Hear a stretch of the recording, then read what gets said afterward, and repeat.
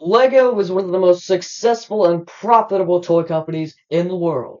Likewise, WWE is hands down the biggest wrestling promotion in the world, so how about a crossover between the two? Well, in 2012, we got it. Well, not really like a crossover, but in 2012, WWE partnered up with the company C3, which was kind of like a Lego-ish company trying to compete with Lego, and they earned a deal to make the WWE StackDown figures, which were in theory Lego WWE, and that was really exciting for me, like when I was a little younger, because I was really into Legos, and I was also very into wrestling. So like seeing that, well, I was very passionate about collecting these, and yeah. Also on every instruction it said like they work with major brands, so that was like implying like they work with Lego, they're compatible with Lego. Like they obviously can't say like Lego because that's major copyright infringement right there. But these were very cool. Just like the Rumblers that I mentioned in the last episode of this series, they were very detailed. Obviously, also missing some detail, like you see Undertaker right here.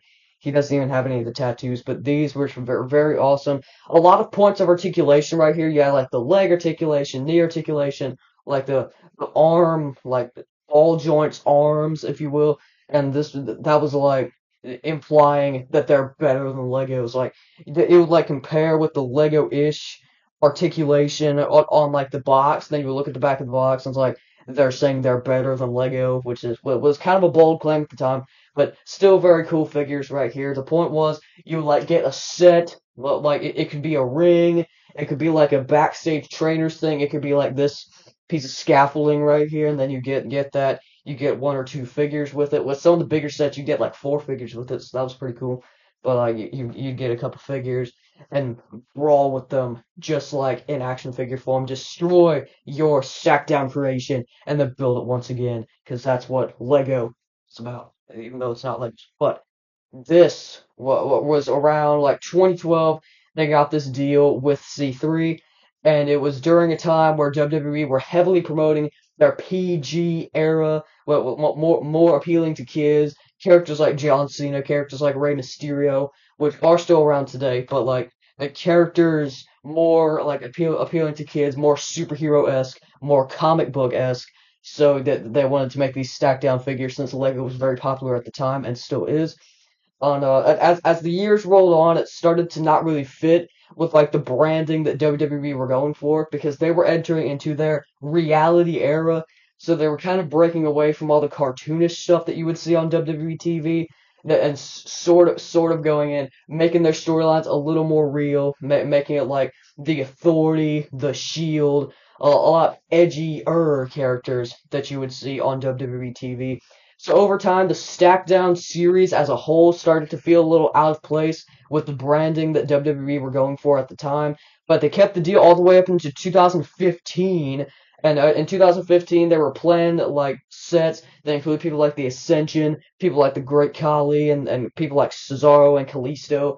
And that stuff looked really cool, but it never ever got released because WWE's deal with C3 ending in 2015, and we haven't seen any of that stuff since. But they still like pop up here and again on eBay. People appear to be still somewhat into them, so that's really good to see. I don't think this is a series that they would revive. I feel like that's like I said, out of place with the direction that the company itself is going right now, especially with like the new era they were talking about, a lot more edgier content, mostly during WrestleMania 40 time when the final boss was there and everything.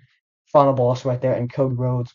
But yeah, not a series that I think they would revive, but it would be pretty cool because like collecting those was really fun. You like build the ring, put a bunch of figures in it. My goal is to like get my ring. I don't actually know where my ring is right now, but I had one, and I'm gonna get it out and like rebuild it and everything, and then put like all my stacked down figures in the ring. Cause I have way more than this. I haven't. This isn't like showing all of them, but I have a lot of them. And yeah, WWE StackDown is a forgotten WWE toy range, probably because it coming around during a time where like the summer of Punk was over, and like a lot of people weren't really tuning into WWE anymore until like 2015 had to when people were coming back. But yeah, WWE StackDown is a forgotten series. WWE toys.